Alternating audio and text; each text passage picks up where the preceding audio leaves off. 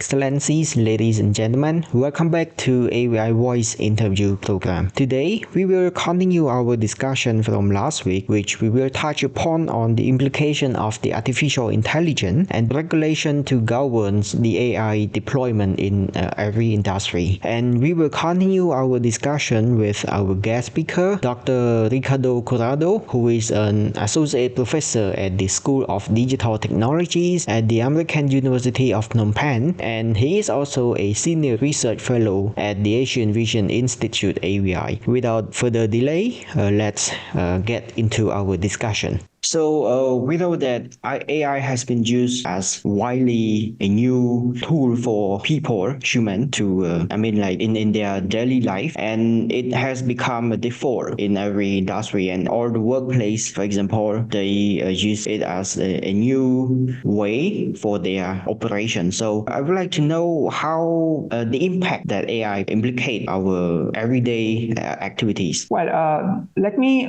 So again, this is an interesting question because it's trying to, that is what usually we always do, right? We try to understand when we have something new, a new tool, a new technology, what is really the impact of it? Once you are able to assess the impact of it, positive and negative, then you have some measure and you can take the decision. Now, this is complicated to measure simply because we are learning and we are developing as we go.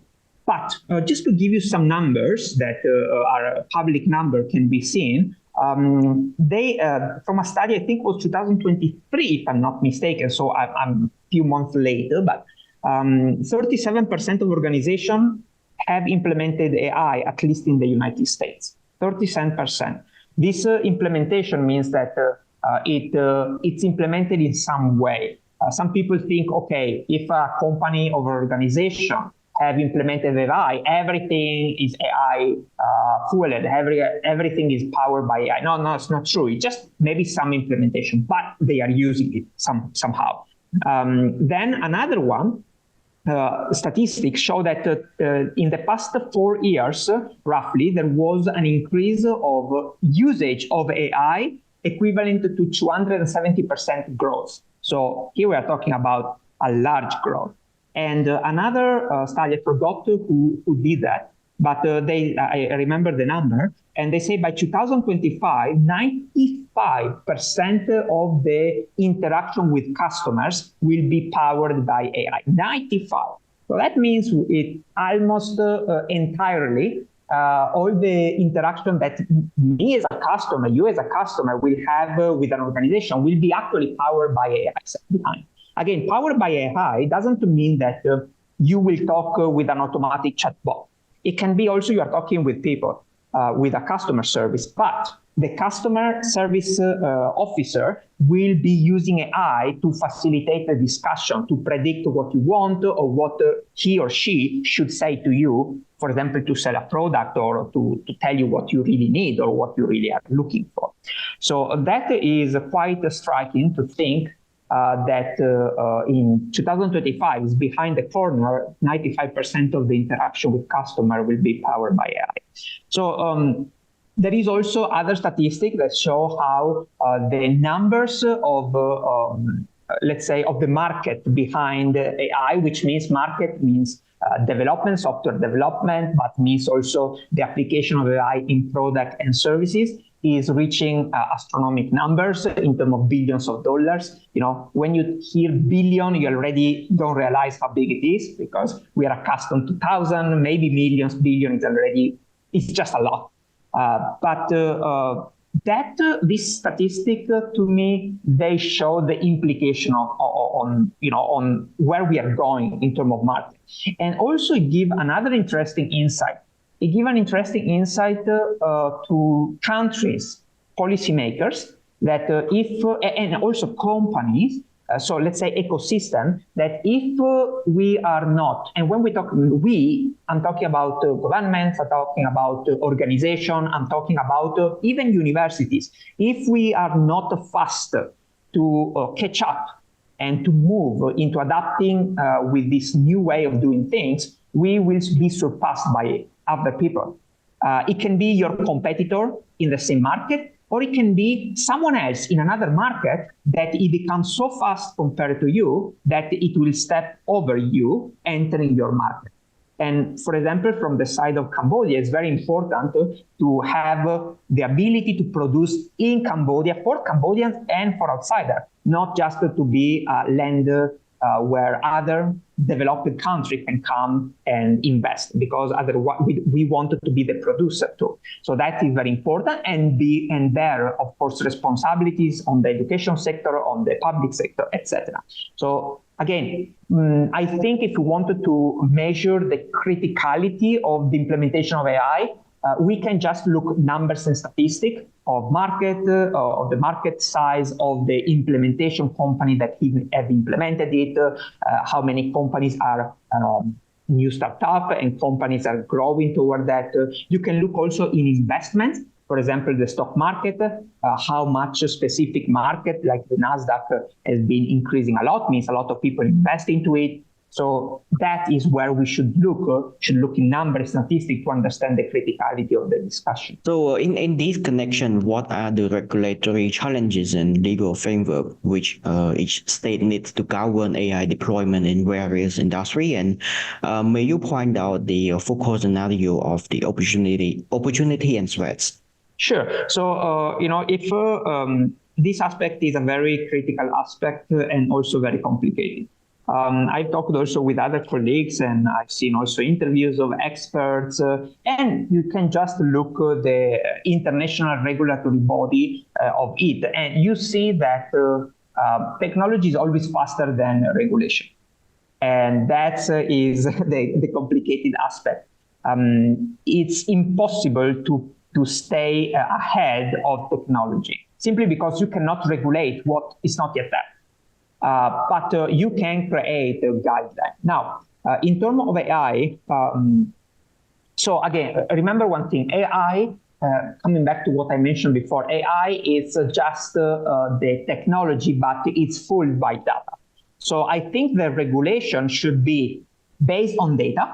So what kind of data you use, how can you store, what data you can use, you cannot use, or you should ask permission for it, storage, data privacy. So all these aspects in terms of what we call data governance. That is where the main focus area is. Once you have regulated that, and currently Cambodia is doing that because for what I know, the Ministry of Post and Telecom have many regulations coming on.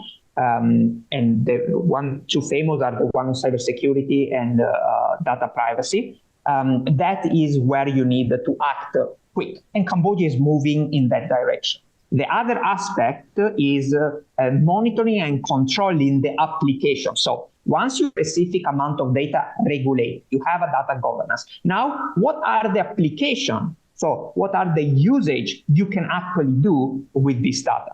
And for this, we are not yet there in Cambodia. But to be honest, we are not alone, because even in the world, it's very limited the number of ecosystems that have regulated somehow this. For example, the latest regulation, which is also the newest and the first ever of its type, it come up in European Union. European Union, it's been many consider it, I mean, we can argue about it, but it's been considered very good in regulation. It's always the one leading the way in introducing specific regulation. Example was the GDPR, and now it's the AI Act. It's the first real, to the best of my knowledge, is the first act on attempting to regulating AI and AI application. That was actually introduced in December 2023, if I'm not mistaken, but it should enter in effect, if I'm not mistaken, between May and July of this year. So we are April toward May. So it's going to, that period of months, it should enter and be effective. Once it's effective, means that companies need to comply. Now, just this is looking to this AI Act can be a good lesson. because maybe it will not be perfect, it's the first ever, but from there you can understand the successes and you can understand the limitation of it. But what the approach that the AI Act had was to define what is called tiers of risk, so level of risk. And they define 4 levels of risk, from unacceptable risk to minimal risk. The 4 levels are minimal risk, limited risk, high risk, and unacceptable risk. And depending on which application of AI you have, you can categorize in this level, in these tiers. And then based on that, you have to follow specific guidelines. You as the person or the organization that use this application, okay? So the 2 most interesting are the top high risk, so the unacceptable risk and the high risk. In terms of unacceptable, if that specific application fall under unacceptable, it's banned, so you cannot do it. You simply cannot do it. If it is instead under high risk, you can, but then the different organization will have to comply with specific requirements like registering to a database under the European Union, like providing some degree of transparency on the data you store and how you use, be open and available to go under a specific control, a checkup, etc. So yes, you can use this high-risk application, but you will be under scrutiny of the specific body under the European Union that have the job to control you. And then you have the one limited risk and minimal risk, which it's more, just general AI regulation. You comply with the data, and it is considered, is deemed to not be dangerous, to bear minimal risk. So that is a good example, or a starting good example, a step toward regulating AI. The interesting part is to see how each application of AI and future application, because technology advanced, and future application will be categorized under this tier, under these levels. And then based on that, you will have to comply. I would suggest for those interested in learning about regulatory aspect of AI to learn about the AI Act, and also keep monitoring how its implementation develop and how effective it is. And then it will move. But that is a very interesting, I think, lesson and things to check with curiosity to see how it goes. So on the other hand, we would like to know what are the risks that link with AI automation in terms of job displacement and economic inequality, especially the great powers reaction on that. That is also a very interesting question, looking from a different perspective. So definitely AI bear risks, definitely. But I would say, maybe because I come from technology, so from that field, my standpoint, my view on this could be differently from other people, and that's fine, because actually we should always have an open discussion, looking different perspectives. But in my opinion, I think that it's good to have AI. It's good to let the technology run, and just trying to regulate it, but not limit it, just to regulate it, making sure that the technology can develop to the best of everyone, of us as citizens, of people, of company, of market, jobs market, etc. Just monitor it and regulate when we see things are slipping out from our hands. Now, in terms of job, yes, it's definitely there is a raising concern on job market and on jobs being stolen by by AI. So many people have this fear. My job will be taken.